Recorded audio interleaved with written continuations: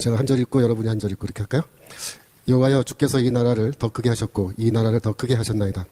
스스로 영광 얻으시고 이 땅의 모든 경계를 확장하셨나이다.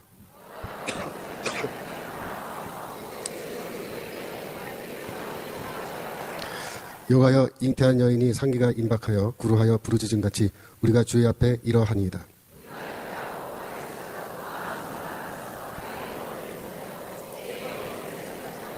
19절 함께 읽을까요? 주의 죽은 자들은 살아나고 우리의 시체들은 일어나리이다. 티끌에 가하는 자들아 너희는 깨어 노래하라. 주의 이슬은 빛난 이슬이니 내가 높이라. 아멘. 전쟁이 끝난 지 이제 70년이 되었죠. 네. 다시 말해서 우리 한반도에 70년 동안 전쟁이 없었다 그런 말입니다. 70년 동안 평화의 시기가 지금 쭉 이렇게 이어져 오고 있습니다.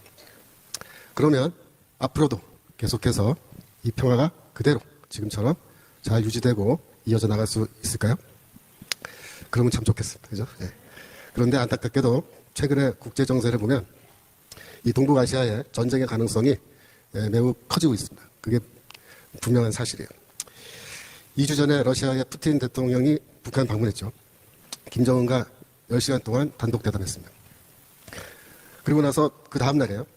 6월 20일에 북한에 조선중앙통신이 북러 정상회담에서 양국이 합의한 포괄적인 전략적 동반자 관계에 관한 조약이라는 것을 발표했습니다. 그걸 쭉 읽어보면 그 중에 제일 문제가 되는 게 제4조예요. 제4조를 보시면 파워포인트 부탁해요. 네. 뭐라고 되어 있냐면 쌍방 중 어느 일방이 개별적인 국가 또는 여러 국가들로부터 무력 침공을 받아 전쟁 상태에 처하게 되는 경우 타방은 유엔 헌장 제51조와 조선민주주의인민공화국과 러시아 연방의 법에 준하여 지체 없이 자기가 보유하고 있는 모든 수단으로 군사적 및 기타 원조를 제공한다. 이렇게 돼 있어요. 이거 발표하기 전날까지만 해도 우리나라 방송국에서 이게 군사동맹조약이냐 동맹조약이냐 아니냐 놓고 얘기했는데 아마 아닐 거라고 얘기했어요. 다들 아닐 거라고. 근데 그 다음날 이게 딱 발표됐는데 여러분 여기에 지체 없이라는 말이 중요한 말이에요. 지체 없이. 지체 없이 자기가 보유하고 있는 모든 수단으로 군사적 및 기타 원조를 제공한다라는 이 말은 무슨 뜻이냐면은 자동적으로 군사 개입을 한다라는 뜻입니다.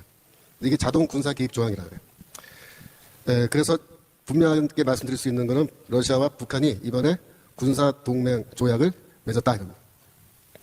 러시아는 지금 우크라이나와 2022년 2월부터 전쟁하고 있습니다. 2년 반째 계속하고 있는데 사람들이 다 물어요. 우크라이나 전쟁은 언제 끝나냐? 전문가들이 뭐라고 대답하냐면 금년도 11월에 미국 대통령 선거에서 누가 당선되느냐에 따라서 우크라이나 전쟁의 향방은 결정된다. 그렇게 얘기합니다. 지금으로서는 미국의 그 트럼프 대통령이 다시 한번 대통령에 당선될 가능성이 매우 높습니다. 트럼프는 이전부터 계속 뭐라고 얘기해왔냐면 만약 내가 대통령이 되면 그 다음 날로 우크라이나 전쟁을 끝낼 거다.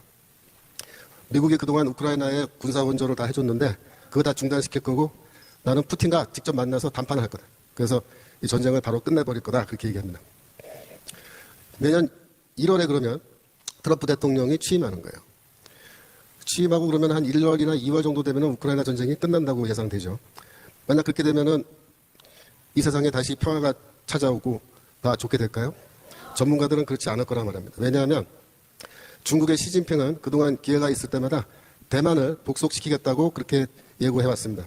금년도 1월 1일 신년사에서도 대만은 반드시 중국과 통일될 것이라고 그렇게 말했습니다.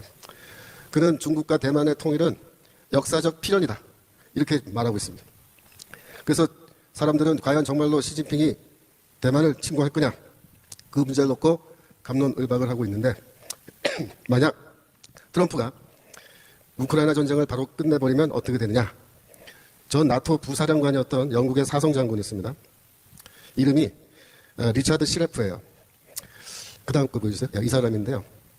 이분이 나토의 부사령관이었는데 별 4개짜리 영국의 장군. 이분이 뭐라고 얘기했냐면 만약 미국이 우크라이나를 포기하면 그것은 무슨 뜻이냐. 시진핑에게 너 대만 침공해도 우리는 아무 손도 못 쓸 거야 라는 사인을 준다는 거예요. 그래서 시진핑은 용기를 얻어서 아마도 대만 침공을 결심하게 될 가능성이 크다. 그렇게 말합니다. 미국이 우크라이나에서 손을 떼면 유럽은 어떻게 할 거냐. 유럽은 우크라이나를 지원하겠다는 거예요. 지금 현재.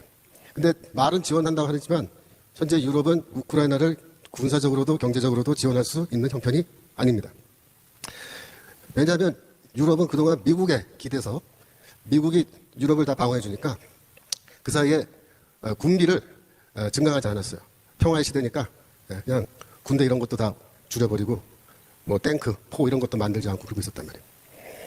근데 문제는 트럼프가 대통령이 되면은 아마도 미국이 나토를 탈퇴할 거다 그렇게 얘기합니다.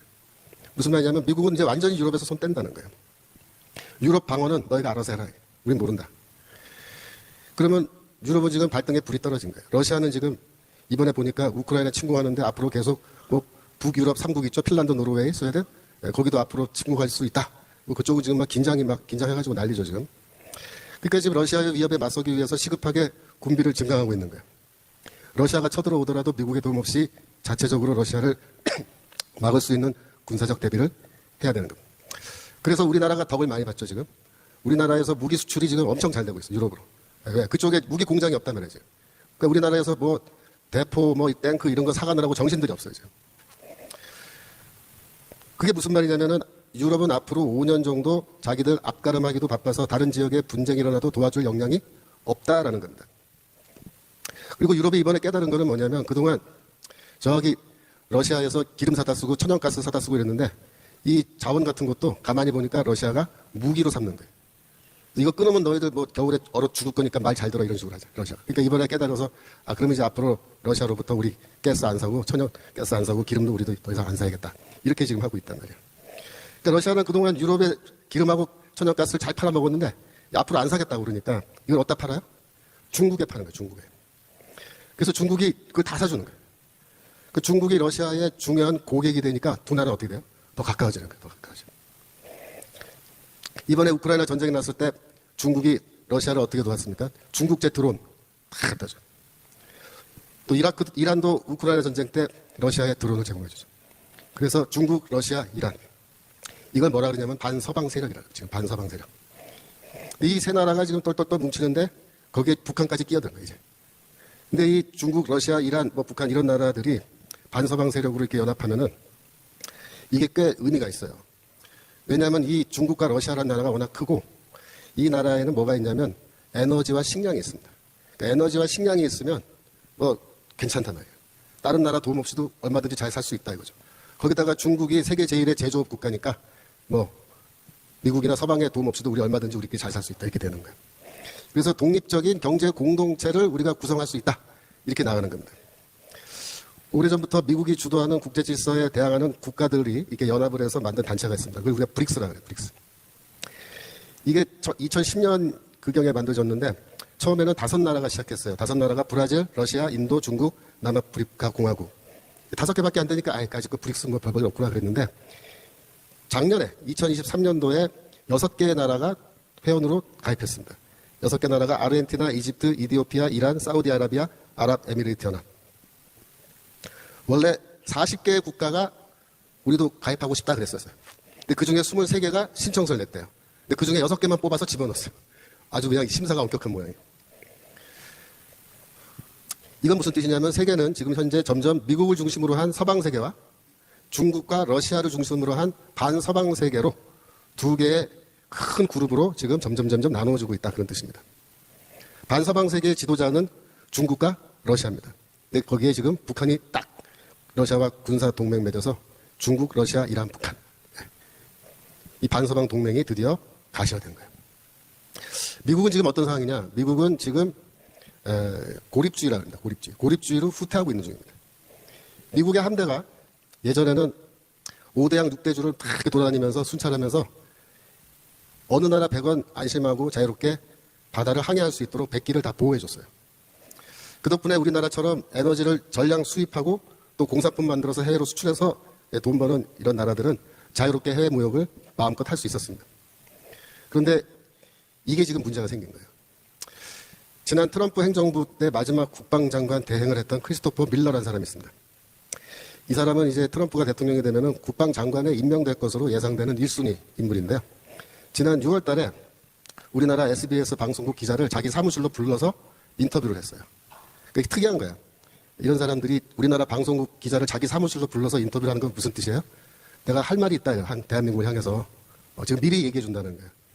내가 트럼프 대통령이 되면은 국방장관 될 사람이니까 내가 미리 너희들한테 예고한다. 그런 뜻입니다. 그때 이 인터뷰 때 뭐 주한미군에 대해서도 얘기하고 이야기 많이 했는데 제가 그걸 쭉 읽어보다가 제일 중요한 거는 이거다라고 생각해요. 뭐냐면은 항공모함에 대해서 얘기합니다. 이게 제일 중요한 것 같아요.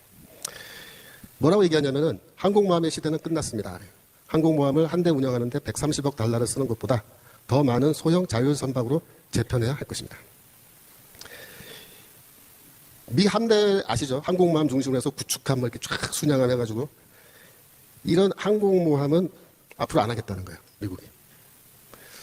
근데 어떻게 할 거냐? 소형 자율선박으로 재편해야 된다. 그게 무슨 말이냐면 이 큰 배는 이제 안 쓰겠다는 거예요. 조그만 배가 필요하고 그 다음에 자동화된 배, 그 다음에 사람이 없는 배, 사람이 없는 잠수함 뭐 그런 겁니다. 사람 없는 비행기, 무인기, 무인선 그런 겁니다. 그런 걸로 재편해야 된다. 이런 얘기입니다. 그 말은 진심이에요. 정말로. 지난번에 카를로스 델 토로라는 사람인데요. 이 사람은 미국 해군성 장관이에요. 금년 2월에 우리나라 왔습니다. 와서 저기 거제도 조선소를 쭉 둘러보고 갔는데 뭐라고 얘기하냐면은 한국과 일본 그리고 한국과 일본과 군항 건조 관련 협력을 추구해야 된다. 우리가. 무슨 말이냐면 미국이 지금 소형 선박을 많이 만들어야 되는데 미국에는 지금 인건비가 비싸서 소형 선박을 만들려고 그러면은 뭐 시설도 많이 없지만은 일단 비싸대요. 근데 우리나라 와서 보니까 시설도 잘 돼 있고 싼 값에 많이 빨리 만들 수 있다. 그러니까 미국 배를 지금 여기서 많이 앞으로 한국이 만들어달라 그렇게 얘기하는 겁니다. 근데 그 앞에 다시 올라와 보세요. 앞에 잠깐 그 위에 하나 더. 항공모함을 한 대 운영하는데 130억 달러 쓰니까 그러니까 비싸니까 안 하겠다 그런 말일까요? 그게 이제 퀘스천이에요. 항공모함이 돈이 많이 드니까 조그만 배로 바꾸겠다. 이유는 그게 아닙니다. 돈이 많이 들어서가 아니에요. 진짜 이유는 다른 데 있어요. 그 다음 말을 보시면 나와요. 밀러가 이렇게 얘기해요. 우리는 아마 구글 맵에서 모든 미국 항공모함을 찾을 수 있을 겁니다. 분명 이를 찾을 수 있게 하는 애플리케이션도 있을 겁니다. 중국 공산당은 아마도 이미 우리의 모든 항공모함 위치를 쉽게 알고 있을 것이며 이를 표적으로 삼을 수 있을 것입니다. 그러니까 지금 우리 구글 맵이라고 있거든요. 미국에서 쓰는 네이버 맵 같은 거예요. 근데 그 구글 맵 갖고도 항공모함 위치를 찾아낼 수 있대요. 기가 막힌 거죠. 그러니까 중국 그 해군이 미국 항공모함 위치 찾아내는 건 식은 죽 먹기죠. 더구나 그거를 표적으로 삼을 수 있다 이 말이에요. 표적으로. 쉽게 말하면 이거예요. 항공모함은 너무나 쉽게 앞으로 격침될 수 있기 때문에 항공모함을 하지 않겠다는 거예요. 지금. 그러면 지금까지는 왜 했냐 이거예요. 지금까지. 그 사이에 어떤 변화가 있었냐 이거예요. 그 사이에 있었던 가장 큰 변화는 뭐냐면 극초음속 미사일이에요. 극초음속 미사일. 이게 문제예요. 이 극초음속 미사일은 누가 갖고 있느냐? 중국과 러시아가 갖고 있습니다. 미국은 아직 없어요. 이게 지금. 극초음속 미사일은 속도가 마하 5 이상을 가는 그런 미사일 말한 거예요. 보통 10 갑니다. 마하 10. 이거는 쏘면요, 일단 올라가요. 쫙 올라가요. 올라간 다음에 떨어질 때 무시무시한 속도로 막 마하 10으로 막 떨어지기 시작하는데 문제는 이게 요렇게 일자로 떨어지는 게 아니라 이렇게 쭉 떨어지다가 이리 갔다 저리 갔다 이리 갔다 이리 갔다 막 이래요. 예. 이거를 일명 배회탄이라 배회탄. 배회탄이 뭐냐면 배회한다. 배회. 막 돌아다닌다. 그래가지고 이 워낙 빠른데도 또 고도가 낮은 고도에서 이렇게 막 휘저으면서 돌아다니까 목표를 맞추니까 요격 미사일로 요격이 불가능하다는 거예요. 현재로서는. 지금 현재 극초음속 미사일 경쟁에서 가장 앞서 있는 나라는 러시아입니다. 러시아에는 마하 10, 12 뭐 이 정도 되는 거. 사거리 3,000km 이런 거 있어요. 마하 10이면요. 요격 미사일이 따라잡지 못해요. 너무 빨라서. 네. 어떻게 요격해요? 중국도 마찬가지예요. 중국도 극초음속 미사일 강국인데 이미 실전 배치된 둥펑 17이라는 게 마하 5예요. 최대 2,500km 갑니다. 최근에 새로 개발한 게 둥펑 27인데 이건 대륙간 탄도미사일입니다. 미국 대륙까지 날아간대요. 무슨 말이냐면은 미국의 미사일 방어 체계를 뚫어버린 거예요. 이게 지금 현재 이 극초음속 미사일을 요격할 수 있는 기술을 지금 개발한 나라는 중국이에요. 중국은 미사일을 갖고 있고 또 극초음속 미사일을 요격할 수 있는 기술 시스템도 이번에 만들었다고 자기들이 발표했어요. 미국은 아직 만들지도 못하고 있어요. 실전 배치 못하고 있습니다. 작년에 중국은 이글 스트라이크 21이라고 하는 대함 극초음속 미사일 소개했습니다. 대함이란 말은 뭐냐면 배를 공격하는 거예요. 함대를 공격하는 미사일인데 최고 속도가 마하 10입니다. 이 속도로 날아가면요. 미국의 항공모함은 그냥 한 방에 끝나는 거예요. 그래서 항공모함 안 하겠다는 겁니다. 지금 못하는 거예요. 그 끌고 갔다가는 그냥 박살난다. 중국의 산시성 중베이대 거기에 연구진이 있는데 거기에 워게임 전쟁 게임 소프트웨어를 만들어가지고 이 전쟁이 났을 때 시뮬레이션이라고 해요. 한번 가상 전쟁을 해보는 거예요. 그러니까 미국이 이제 중국이랑 한번 대만 해협에서 가상 전쟁을 하는 걸로 해봤어요. 20번 20번을 가상 전쟁 해봤는데 어떻게 결과가 나왔냐면은 극초음속 미사일 24방이면 미국 함대, 그러니까 제너럴 포드가 이끄는 미국 함대를 전멸시킬 수 있다. 몽땅 다 바닷물속에 집어넣을 수 있다. 그 사람들이 그 얘기 듣고, 에이, 중국 사람들이 하는 말 어떻게 믿어? 이렇게 생각하시잖아요. 그 말도 맞아요. 근데 뭐냐면 중국 사람들이 그렇게 생각하면 어떻게 돼요? 오판하는 오판. 그러면 더 자신감을 갖고 큰 사고 칠 수 있는 거예요. 근데 이게 지금 너무 터무니없는 주장은 아니라 이거예요. 미국은 그동안에 극초음속 미사일 개발을 안 했습니다. 왜 안 했느냐? 그동안에 자기들과 맞서 싸울 수 있는 적이 없다고 생각해서 안 했어요. 1977년에 하픈 미사일이라는 거 만들었습니다. 하픈. 1977년. 그러고 나서 성능 향상을 하지 않았어요. 내버려둔 거예요. 미국은 지금 굉장히 당황하고 있는 거예요. 극초음속 미사일 등장 때문에. 지금 미국도 개발하고 있는 중인데 작년에 첫 발사 실험했습니다. 작년에. 실험한 거예요. 실전에 언제 배치되느냐? 2028년에 배치된다. 이렇게 얘기합니다. 생각해 보세요. 지금 몇 년이에요? 24년이잖아요. 28년까지 4년 남았잖아요. 이 4년 동안의 기간에는 미국이 사실상 함대를 끌고 어디 중국 근처 갔다가는 아주 그냥 박살날 수 있는 가능성이 크니까 미국도 함부로 덤벼들지 못하는 거예요. 지금 그게 문제인 거예요. 이란이 지난 4월에 이스라엘에 극초음속 미사일 공격을 했다라는 뉴스가 있습니다. 이스라엘 남부의 공군기지 2곳을 이란이 미사일로 공격해서 성공했어요. 그러니까 이스라엘이 이 미사일 방어 시스템이 제일 잘 돼 있는 나라잖아요. 더구나 미국 자기도 공군기지니까 얼마나 방어 시스템 잘 해놨겠어요. 그런데 뚫렸어요. 왜 뚫렸을까요? 극초음속 미사일. 그러면 뚫려요. 방공 시스템으로 막지 못한다. 그러니까 중국과 러시아가 이게 기세가 등등하고 이란도 그렇고, 그죠? 북한도 지금 극초음속 미사일 개발 했습니다. 이란, 북한 기세가 등등한 거예요. 한반도에 옛날에는 항모를 끌고 쫙 이렇게 오면요 겁을 먹었어요. 근데 지금 뭐냐면 끌고 오면 와 봐라. 아주 그냥 손을 봐주겠다. 이러고서 큰 소리 빵빵 치고 있는. 그래서 지금 미국이 그동안 전 세계를 이렇게 바닷길을 안전하게 만들면서 모든 항해가 안전하게 잘 될 수 있도록 그런 경찰 역할을 했던 거. 그걸 더 이상 지금 당분간 못할 가능성이 크다 이겁니다. 미국 전략사령부 존 하이텐 사령관이라는 사람이 그 다음 거 보세요. 2018년도인데 3월에 미 의회 군사위원회에서 이렇게 말했어요. 극초음속 무기를 방어할 수 있는 어떤 수단도 없다. 이게 게임 체인저라 그래요. 전쟁의 판도를 바꾸는. 중국이 대만을 침공한다. 그러면 미국은 항모 전단을 보내서 방어해야겠죠. 대만을. 근데 그게 문제인 거예요, 지금. 중국은 배를 쓰지 않고도 대륙에서 미사일로 그냥 미국 배를 공격할 수 있잖아요. 쉽지 않은 거예요. 그래서 미국 해군도 지금 무인 선박, 무인 잠수함, 무인 드론 그런 시스템으로 전환해야 되는데 전환하는 데는 시간이 지금 많이 걸리는 거예요. 아직 준비가 안 되는 거예요, 지금 현재. 지금 중국이 대만 공격하면 대만 방어가 그렇게 쉽지는 않다 그런 뜻입니다. 지금부터 한 3, 4년간이 그런 기간이에요. 그게 지금 영어로 말하면 윈도우가 열렸다 그래요. 윈도우가. 창문이 열렸다. 그게 무슨 뜻이냐면은 중국이 예전 같으면은 감히 미국이랑 맞서 싸울 생각도 못할 텐데 앞으로 3, 4년 안에는 한번 해볼만 하다라고 생각하는 거죠. 또 4년이 지나고 나면은 미국도 이제 다시 시스템 갖추고 딱 이게 하면은 그때 또 중국이 덤벼들지 못하겠죠. 그 무슨 말이냐면 지금부터 한 3, 4년이 문제다. 3, 4년 지금. 위기다. 중국이 대만 공격할 때 북한과 러시아가 동북아시아에서 협공을 할 가능성이 지금 크죠. 왜냐하면은 대만 전쟁이 일어나면은 주한미군과 주일미군이 대만으로 출동하게 돼 있단 말이에요. 그러니까 출동 못하게 하려면 어떻게 돼요? 일본과 한국을 공격해야 된다. 그 말이에요. 그래서 양쪽에서 한꺼번에 터뜨리면은 미군이 양쪽을 다 감당 못한다. 그죠? 한쪽은 일이 쉬워진다. 미국은 어느 쪽을 방어하러 갈까요? 대만으로 간다. 대만으로.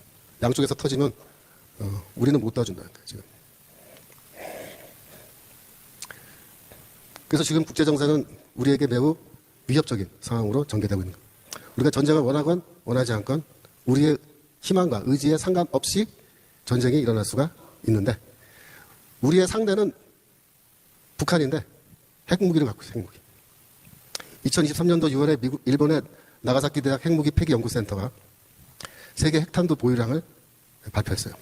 북한이 23년 기준 핵탄두 40개 갖고 있는 것으로 보고 있습니다. 세계 9등입니다. 2018년도까지만 해도 15개였는데 그 사이에 40개가 됐어요. 1등이 러시아입니다. 5,890발. 미국이 2등. 3등이 중국입니다.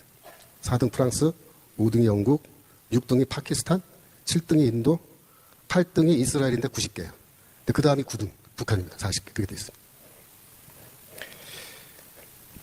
북한의 미사일 기술이 지금 현재 아직 대륙간 탄도미사일까지는 개발 못하고 있는데 이번에 러시아와 군사 협력이 이제 맺어지면서 러시아의 대륙간 탄도미사일 기술을 북한에 제공할 가능성이 이제 거의 커졌습니다. 그러면 지금 북한이 이 대기권을 나간 다음에 다시 재진입하는 그 기술이 지금 부족해서 못하고 있는데 그거는 뭐가 문제냐면은 이 특수한 그 금속이 필요한 거예요. 근데 그 특수 금속이 약해요, 북한이. 근데 러시아는 그걸 다 갖고 있기 때문에 그걸 제공해주면은 대기권 밖에 나갔다가 다시 대기권 재진입할 때 굉장히 많은 열이 발생하지만 그를 견딜 수 있는 금속을 제공해주면은 다시 들어오면은 완성되는 거예요. 그러면 거기에 핵탄두를 달아서 북한이 미국 대륙을 공격할 수 있는 능력이 생기는 거예요. 예, 미국의 샌프란시스코나 로스앤젤레스를 공격할 수 있다. 혹은 러시아가 북한의 핵잠수함 기술을 전해줄 수도 있습니다. 지금 북한이 핵잠수함을 만들고 있다라는 설도 있어요. 근데 저는 아직은 아닐 거라고 생각하는데 이번에 러시아가 핵잠수함 기술을 북한에게 알려줄 수 있다. 그럼 북한이 핵잠수함을 만들 수 있어요. 핵잠수함이 왜 중요하냐면 디젤 잠수함은 2주에 한 번씩 공기 순환을 위해서 물 위로 떠올라야 돼요. 그러면 금방 너 거기 있어? 위치를 파악할 수 있다. 핵잠수함은 그럴 필요가 없어요. 6개월이고 1년이고 그냥 물속에서 그냥 돌아다녀. 그리고 이게 소음이 안 나요. 디젤은 소음이 나니까 이렇게 음파 탐지기나 이런 거에서 위치 파악할 수 있는데 이거 소음이 안 나니까 잡아내기 힘들다는 거예요. 그래서 여기에다가 이제 북한이 핵잠수함에다가 그 수중 발사 순항 미사일이라고 해요. SLBM이라고.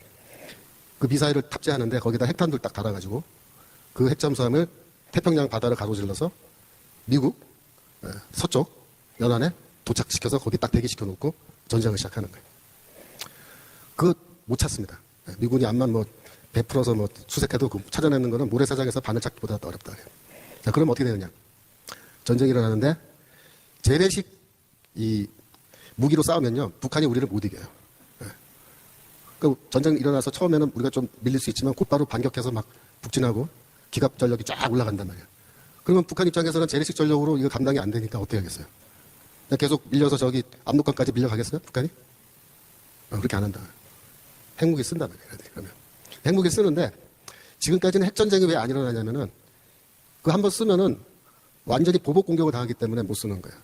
근데 우리는 지금 그동안에 미군이 우리를 해구산을 제공해서 북한이 우리나라 공격하면은 미군이 보복해준다. 그래서 지금 안심하고 있는 거잖아요. 근데 북한이 이제 어떻게 하냐면 미국이 너 우리를 보복을 해? 우리가 핵무기 한 방, 두 방 썼다고? 그래, 그러면 우리가 샌프란시스코에 한 방 또 먹여줄게. 보복해봐. 할 수 있으면 해봐. 그런 거예요. 그러면 미국이 샌프란시스코나 로스앤젤레스를 핵공격 받는 걸 감수하고서도 우리나라 도와줄까요? 안 해준다는 거예요, 지금. 도널드 트럼프 전 대통령이 이제 대통령 되면은 백악관 국가안보보좌관 후보로 거론되는 엘브리지 콜비라는 사람이 있습니다. 이 사람은 4월 달에 자기 사무실에 또 중앙일보 기자들 불러다가 인터뷰를 했어요. 이 사람도 할 말이 있다, 할 말이 있다. 앞으로 미국 정책이 어떻게 될 건지 미리 얘기해 준다. 뭐라고 얘기하냐면은 한국은 자체 핵무장을 고려할 필요가 있다. 이렇게 얘기해요. 자체 핵무장 해라. 그 말이 무슨 뜻이에요? 핵 우산을 제공하지 못한다. 왜? 아니 우리가 핵우산 제공했다가 샌프란시스코, 로스앤젤레스 핵무기 터지면 우리는 끝장이다. 못한다. 기자가 물었어요. 지난해 한미 정상회담에서 핵협의그룹 등 바이든 정부의 안보 약속이 있었다. 작년에 윤석열 대통령이 바이든 대통령 만나서 워싱턴 선언했죠. 이거 여러분 선언이 조약이 아니에요. 선언은 그냥 선언이에요. 북한과 러시아는 조약 맺었고요. 이번에 이거는 선언입니다. 무슨 선언이냐면 핵무기를 공유한다라는 약속이에요. 거기에 대해서 얘기하는 거죠, 이 사람이. 워싱턴 선언은 동맹인 한국에 핵우산을 제공하기 위해 미국의 여러 도시와 300만 명 이상의 미국인을 북한의 보복 핵 공격 위협에 노출시키는 위험을 안고 있다. 미국인 중 이 사실을 아는 사람은 1%도 되지 않는다. 단언컨대 미국은 이 약속을 지킬 수 없다. 핵 공유 역시 한국의 핵 사용에 대한 의사결정권이 없다면 북한은 최종 결정권자인 미국에 대한 보복하게 된다. 이 때문에 핵 공유는 미국인 다수가 위험에 노출되는 불완전한 해구산이나 다름없다. 그렇게 말해요. 즉 핵 공유는 뭐냐면 우리나라의 핵을 미국의 핵을 우리가 공유하는데 말은 공유한다 그러지만은 마지막 그 버튼을 누른 사람 누구예요? 미국 대통령이란 말이에요. 그럼 북한은 어차피 이거는 미국이 쏘는 거라고 생각하고 미국에다가 보복할 거기 때문에 이거는 우리가 지킬 수 없는 약속이다. 그 무효다. 워싱턴 무효다.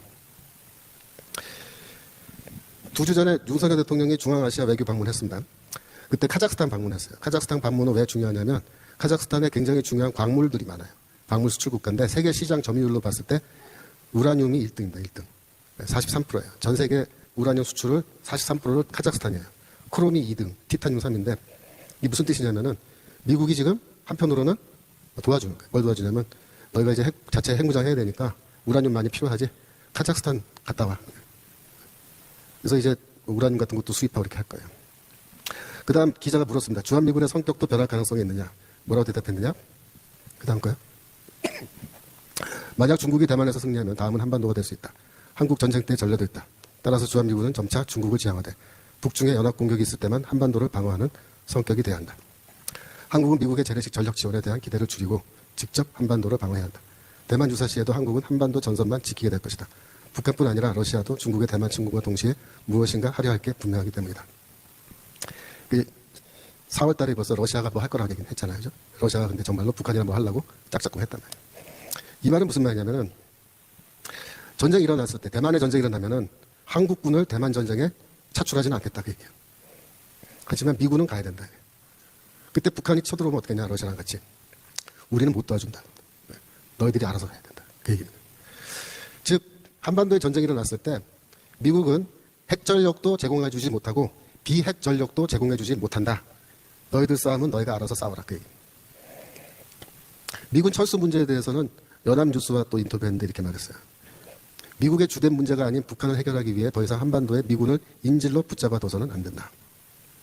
이게 의미심장한 말이에요. 미군이 지금 한반도에 인질로 붙잡혀 있다 이렇게 얘기해요. 왜 그렇게 말할까? 왜? 우리가 뭐 이 미군을 인질로 붙들고 있습니까? 그게 아니잖아요. 근데 이 미국 사람의 이 콜비의 지금 생각은 뭐냐면 이런 거예요. 중국이 대만 침공하고 그래서 미국이랑 한판 붙을 때 한국에 있는 주한미군의 상당수가 대만으로 출동해야 된다 이거죠. 우리나라에 지금 2만 5천 명의 미군이 있습니다. 평택에 미군 기지 큰 게 있죠. 그런데 그러면 중국은 그 미군 부대가 이렇게 대만으로 오는 거를 눈 가만 뜨고 쳐다보고 구경하고 있을까요? 올 때까지? 그게 안 한다는 거예요. 중국은 어떻게 해요? 북한 시켜서 곧바로 미군 기지부터 공격하기 시작할 거예요. 그죠? 그렇게 해놓고 시작할 거라고요. 근데 문제는 뭐냐면 미국이 북한과 중국과 거리가 너무 가까워서 선제 공격 당하면은 방어하기가 어렵다. 특히 평택. 너무 가깝다. 그러니까 이게 인질이라는 거예요. 그래서 무슨 뜻이냐면은 미군 부대를 후방으로 빼겠다는 겁니다. 지금.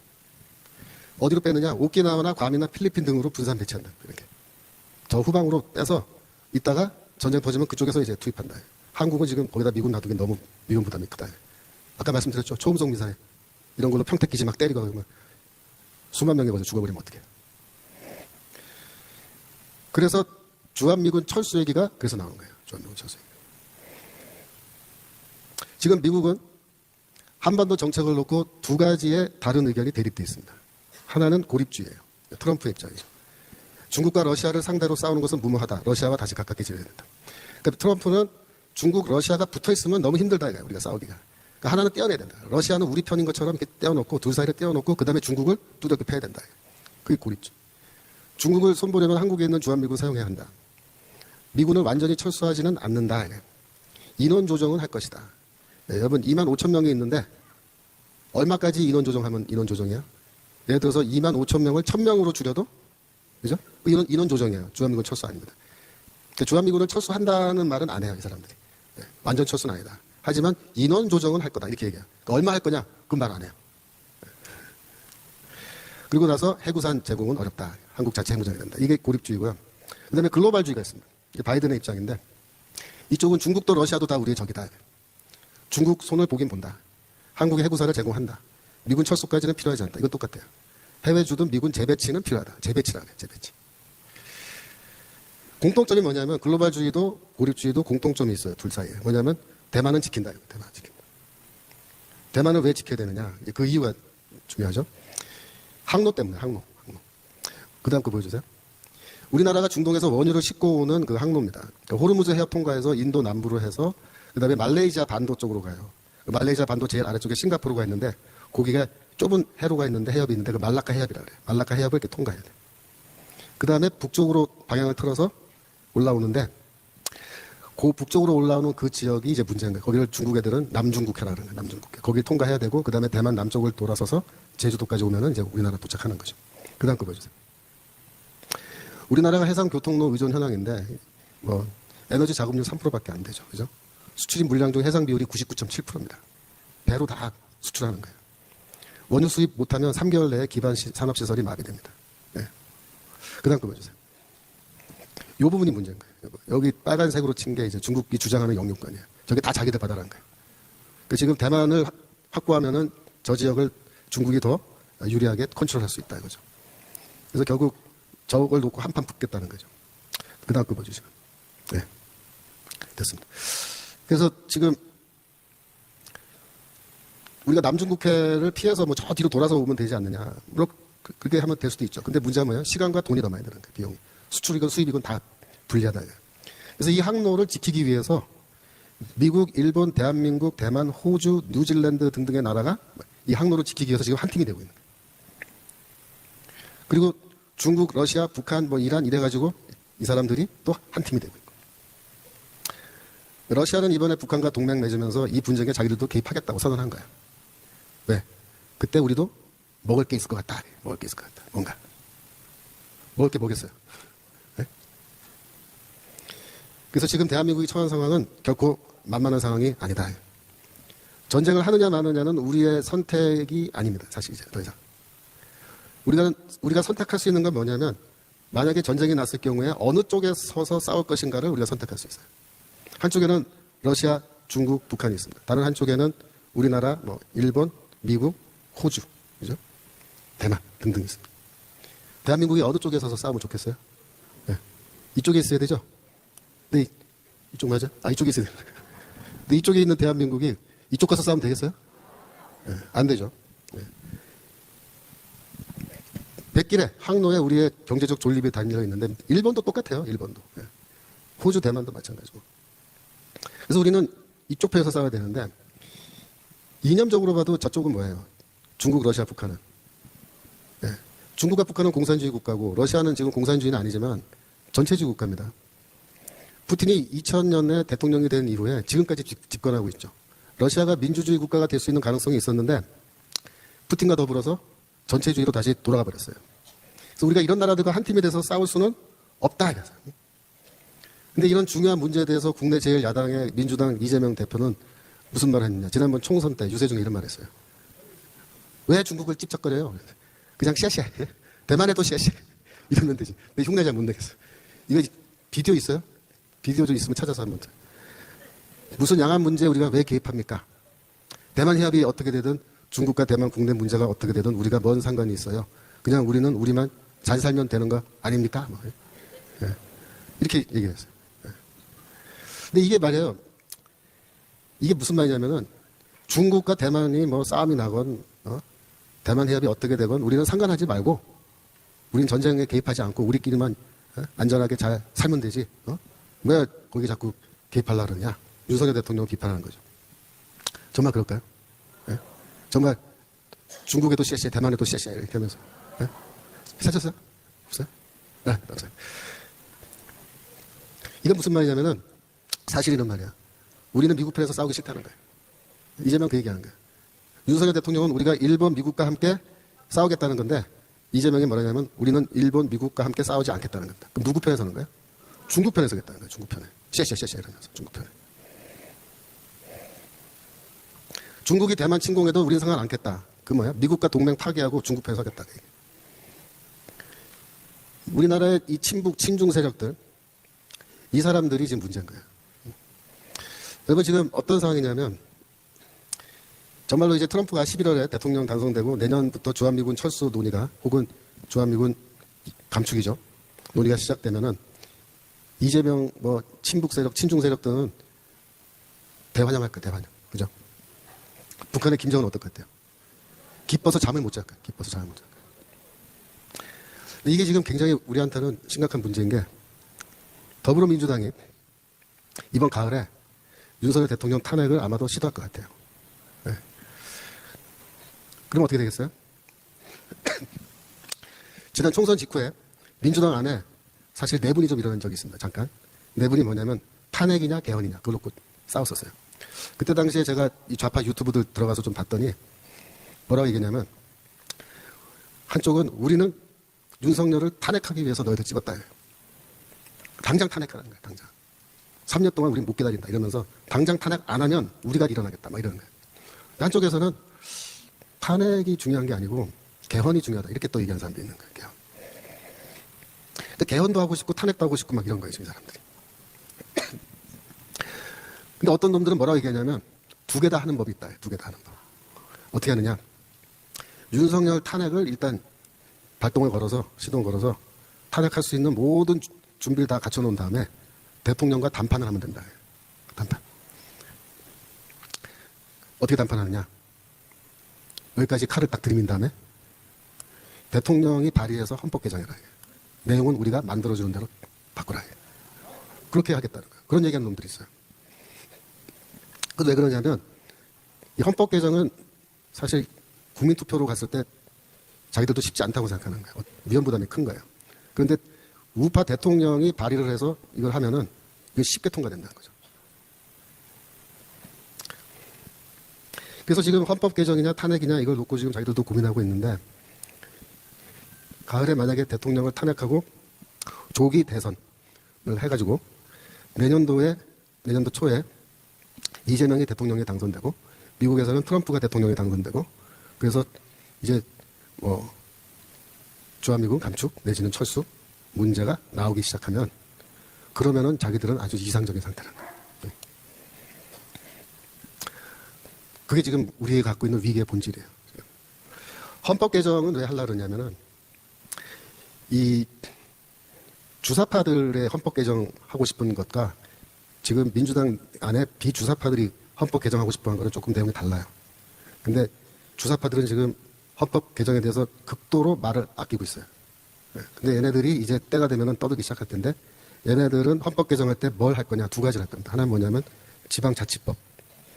그건 뭐냐면 지방자치를 대규모로 하는 거야. 그러면 중앙정부의 권력은 축소되고 지방정부의 권력이 커지는데 그렇게 해놔야 나중에 연방제가 돼요. 연방제 뭐예요? 지방정부들로 구성되어 있는 이 지방정부들이 이렇게 합쳐서 연방을 하는 거예요. 그래서 지방자치법을 넣을 거고 두 번째로는 북한을 정상국가로 인정하는 그 내용을 넣을 거예요. 지금 북한은 이미 우리는 남한 적화 포기했다. 지난번에 그 얘기했죠. 정말 포기했을까요? 아니죠. 왜 할까요? 이제 우리를 정상국가로 인정하라는 거예요. 정상국가. 지금 슬슬 그 얘기가 나오고 있어요. 그 무슨 말이냐면은 우리는 불법 집단이 아니다. 지금 우리나라 헌법에 따르면 북한 김정일 정권은 영토의 반을 북한 땅을 불법으로 점거하고 있는 불법 집단이란 말이에요. 근데 이거를 국가로 인정하면 어떻게 되겠어요? 우리나라 영토 규정을 바꾸는 거예요. 우리나라 영토는 지금 현재 휴전선 이남으로 한다. 그렇게 바뀌는 거예요. 그게 다 뭐냐? 연방제로 가기 위한 준비. 헌법 개정입니다. 그래서 지금 내후 외환이에요. 내후 외환. 우리가 기도를 해도 지금 세게 해야 되고요. 그 다음에 집회를 해도 세게 해야 돼요. 이 친중 세력들은 앞으로 대대적으로 국민 설득에 나설 겁니다. 어떻게 나설 거냐? 제가 예언을 할게요. 앞으로 이런 말을 여러분 듣게 될 거예요. 전쟁 피해야 된다. 이렇게. 전쟁 어떻게 피하느냐? 중국 편에 서면은 우리가 전쟁을 피할 수 있다. 이렇게. 서방과의 관계를 끊고 중국, 러시아와 무역하면 된다. 석유, 천연가스는 러시아에서 사오면 된다. 러시아에서. 그것이 우리의 살 길이다. 정의로운 전쟁보다 비겁한 평화가 낫다. 누가 얘기했어요? 문재인이. 네. 비싼 평화가 이긴 평화보다 낫다. 요거는 이재명. 비슷한 얘기죠. 일본과 같은 편에서 싸우자고 우리는 친일파가 아니다. 일본과 같은 편에서 싸우자는 놈들은 친일파다. 이렇게 또 선전할 거예요. 이런 말을 하면서 이 전체주의 세력과 한편이 되자고 대국민 설득에 나설 겁니다. 만약 우리가 전쟁을 거부해서 정말로 평화를 선택하는 게 낫다고 생각해서 그 말에 속아 넘어가면 어떻게 될까요? 우리나라도 전체주의 국가가 되는 길로 나가는 겁니다. 중국, 북한, 러시아 같은 나라가 되는 거예요. 그러면 정말로 중국 편에 서면은 우리는 전쟁을 피할 수 있을까요? 네, 불가능합니다. 하필이면 우리나라가 어디 있어요? 우리나라의 지정학적 위치라 그러죠. 우리나라가 중국, 북한, 러시아, 일본 그 사이에 딱 있어요. 그래서 여기 전쟁이 일어났는데 우리는 안 할 테니까 너희들끼리 신나게 싸워. 그래서 우리는 가만히 있고 싶어도 그렇게 놔두질 않아요. 네. 더구나 중국 편에 서면 어떻게 돼요? 미국, 일본, 호주 같은 서방 국가들이 적이 되는 거예요, 우리가. 그래서 우리는 어느 쪽을 선택할 것인가? 전쟁이냐 평화냐 그걸 선택하는 게 아닙니다. 이제 만약에 정말로 전쟁이 불가피하게 일어날 수밖에 없다면 우리는 어느 편에 서서 싸울 것인지 그걸 선택해야 돼요. 근데 대한민국은요 이미 서방 국가예요, 여러분. 우리가 동방에 있으니까 우리는 서방 국가가 아니라고 생각하시면 안 돼요. 우리는 이미 서방 국가예요. 서방의 가치, 서방의 제도, 그죠? 서방 국가들 중에 우리나라가 지도자적인 위치에 올라가 있는 나라예요. 네. 제조업 기준으로 세계 7등입니다. 네. 여러분, 저희 경복궁 앞에 가보세요. 광화문 경복궁 앞에. 외국 애들이 거기 와서 한복 빌려 입고 이렇게 돌아다니고 있어요. 네? 그 사람들이 한국에 왜 와서 저러고 돌아다닐 것 같아요? 그러니까 그 사람들이 보기에는 희한한 거예요. 대한민국은 서쪽에 있는 나라도 아닌데, 그죠? 이 나라가 사이즈가 일본만큼 크지도 않아요. 더구나 6.25 때 전쟁 나서 박살났고. 그랬는데 이 나라는 어떻게 됐어요? 서방 국가가 돼가지고 세계적으로 지도자적인 위치에까지 올라가 있는다는 게 신기한 거죠, 신기해. 그러니까 구경 오는 거예요. 대한민국에 뭐 볼 게 있어서 와요? 사실 경복궁 가봐야 별 것도 없잖아요. 근데 왜 오냐면 그게 신기한 거예요. 대한민국이라는 나라가 대체 어떤 나라예요? 그래서 이제는요, 정광훈 목사님도 말씀하시지만 목숨 걸어야 돼요. 목숨 걸기 싫어도 목숨 걸려 있어요, 지금 벌써. 지금 상황이 목숨이 이미 다 걸려 있어요. 우리는 6.25 때 이미 목숨 한번 걸고 싸운 적 있습니다. 근데 70년 지났더니 지금 어떻게 됐어요? 다시 한번 목숨 걸고 싸워야 할 시간이 점점 다가오고 있다. 70년 전에는 우리가 북한 자유할 수 있는 기회가 있었지만 중국의 저 인민해방군 때문에 실패했죠. 이번엔 어떻게 될까요? 정말 전쟁이 일어난다면 이번에는 우리가 하나님께 기도해야 됩니다. 이번에는 하나님, 정말 원하지 않지만 정말로 전쟁이 일어난다면, 기왕에 전쟁이 일어난다면 그러면 이번 기회 통해서 북한 저 나라가 김정일 정권이 완전히 박살이 나고 북한의 주민들이 자유화되고 북한에 복음이 들어갈 수 있는 예수한국 복음 통일의 역사가 일어나게 해주시옵소서. 우리가 이렇게 기도해야 되는 겁니다. 우리가 생명을 걸고 대한민국의 자유민주주의를 지키고 어떠한 희생이 있더라도 저 악의 세력과 한편이 되지 않는다면 하나님께서 이번 기회를 통하여 북한 중민을 저 독재의 억압에서 해방시켜 주리라 저는 믿습니다. 북한은 어떤 나라입니까? 북한은 2011년 11월에 북한 청진시 고급중학교, 고등학교요. 학생 7명이 한국의 드라마 오징어 게임보다 적발됐는데 영상 구입한 학생은 무기징역 받고 함께 시청한 학생은 노동교화형 5년, 영상 판매한 주민은 총사형 당했습니다. 2020년에 반동사상 문화 배격법 이런 걸 만들었어요. 그래서 한류가 유포되면은 시청만 해도 징역 15년, 유포하면 사형. 이렇게 돼 있어요. 이거 오징어 게임이요. 넷플릭스에 가입해서 돈만 조금 내면은, 그죠? 온 세상 사람들이 다 보고 있는 드라마예요. 근데 이거 봤다고 사람 죽이고 가두고. 이게 국가입니까? 국민들의 눈과 귀를 막고 주체 사상만 주구장창 교육시키면서 온 국민들 완전히 노예로 만들어 놓고 제대로 입히지도 않고 먹이지도 못하면서 지금 또다시 제2의 고난의 행군 타령이나 하면서도 핵무기 개발, 장거리 미사일 개발에는 돈 막 쏟아붓고 남한만 집어삼키면 남한의 모든 것이 자신의 것이 될 거라고 생각하는 이 나라가 바로 북한인 겁니다. 그 주민들은 도망 나오고 싶어도 나오지 못해요. 지금 중국에는 약 10만 명이 넘는 탈북자들이 지금도 숨어서 살고 있습니다. 이게 나라입니까? 대한민국의 교회는 이제 잠에서 깨어나야 됩니다. 하나님께 기도해야 됩니다. 우리의 생명을 위해서 기도해야 됩니다. 대한민국의 운명을 위해서 기도해야 됩니다. 북한 해방 위해서, 북한의 주민들을 위해서, 탈북자들을 위해서 기도해야 되고 북한의 복음화를 위해서, 북한의 자유화를 위해서 기도해야 됩니다. 성경 말씀 이사야서 26장 제 파워포인트로 보면 됩니다. 15절 보시면 여호와의 주께서 이 나라를 더 크게 하셨고 이 나라를 더 크게 하셨나이다 그랬죠. 이 말씀이 이스라엘을 향한 말씀이지만 처음에는 사실은 우리를 향한 말씀 같아요. 하나님께서 이 대한민국을 큰 나라로 만들어 주셨어요. 대한민국 교회도 큰 교회로 만들어 주셨어요. 네. 그래서 하나님이 이렇게 우리를 지도자적인 위치에까지 올려주셨는데 16절 환난 중에 주를 악모하였으며 주의 징벌이 그들에게 임할 때 그들이 간절히 주께 기도하였나이다 그랬습니다. 앞으로 우리에게 시련이 닥쳐올 건데 환난 중에 기도해야 됩니다. 그동안 우리가 했어야 됐는데 하지 못한 것 때문에, 우리의 잘못 때문에 우리에게 사실 징벌이 오는 셈이에요. 북한이 핵무기 개발하는 거 미리 알고 막았어야 되는데 막기는 그냥 어떻게 했어요? 북한에 경제적 지원해주고 돈 퍼다주고 생 난리 쳐가지고 핵무기 개발 다 도와주고, 그 대한민국의 죄에 대한 하나님의 징벌이 우리에게 임할 거다. 17절. 여호와여, 잉태한 여인이 상기가 임박하여 상고를 겪으며 부르짖은 같이. 어떻게 기도해야 되느냐? 잉태한 여인이 상기가 임박해서 상고 겪으면서 부르짖은 같이 그렇게 기도하란 말이에요. 애 낳는 여인이 막 상고를 겪으면서 하나님께 기도할 때 어떻게 기도해요? 어떻게 기도하겠어요? 하나님, 저거 이렇게 기도하겠어요? 네. 아버지! 그래서 이게 살려주세요! 그래서 도와주세요! 그죠? 그렇게 기도해요. 방바닥 떼고 굴르면서 막 소리 지르면서 막 절규해야 되는 거예요. 절규. 그렇게 기도하란 말이에요. 그러니까 주야! 하면서 기도해요. 주야! 하면서. 18절. 우리가 잉태하고 상고로 당했을지라도 바람을 낳은 것 같아서 땅의 구원을 베풀지 못하였고 세계의 거민을 출산하지 못하였나이다. 이스라엘 민족이 말이에요. 원래 하나님이 왜 선택하셨냐면 그들을 통해서 세계의 거민을 만들어내기 위해서, 하나님의 백성을 온 세상에 만들어내기 위해서 이스라엘을 선택하셨는데 이스라엘이 그 사명이 뭔지 모르고서 실패한 거예요. 그래서 바람을 낳은 것 같았다. 그 말이 뭐예요? 못 낳았다. 못 낳았다. 하나님을 위해서 세계의 거민을 출산하지 못했다. 이 회개하는 겁니다. 회개하는 거예요.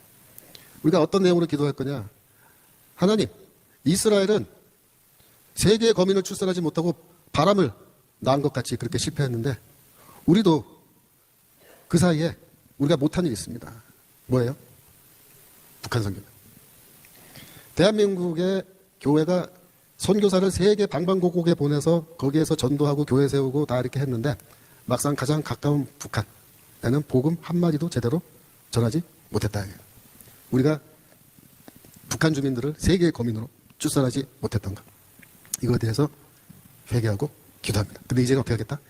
기회를 주시면 하나님 북한만 무너뜨려 주시고 자유통일하게 해주시면 우리가 이제 저 북한 주민들을 하나님의 백성으로 세계의 거민으로 새로 낳겠습니다. 이렇게 기도하는 거예요. 19절. 주의 죽은 자들은 살아나고 그들의 시체들은 일어나리이다. 티끌에 누운 자들아 너희는 깨어 노래하라. 주의 이슬은 빛나리으니 땅이 죽은 자들을 내어 놓으리라. 북한의 저 주민들은요, 살아있으나 죽은 자들이에요. 영적으로 보면은 시체가 돼, 시체. 주체사상 이런 거에 막 찌들어가지고 완전히 노예처럼, 그죠? 이렇게 살아왔단 말이에요. 그런데 저들을 어떻게 됐냐? 세계의 거민으로, 요즘 말로 하면 뭐냐면 세계 시민이야, 세계 시민. 세계의 시민으로 저들이 다시 태어나게 된다. 그거 누가 해야 돼요? 누가 그걸 할 수 있겠어요? 교회가 복음으로 할 수 있어요. 복음으로. 하나님의 복음은 영적으로 죽어 있어서 시체와 같은 저들을 다시 살릴 수 있는 줄로 믿습니다. 더 나아가서 복음은 저들을 제대로 된 세계의 시민으로 저들이 우뚝 서서 독립적이고 자율적인 그런 자유스러운 사람이 되어서 자유롭게 삶을 살아갈 수 있는 그런 세계의 시민으로 저들을 변화시킬 수 있는 거예요.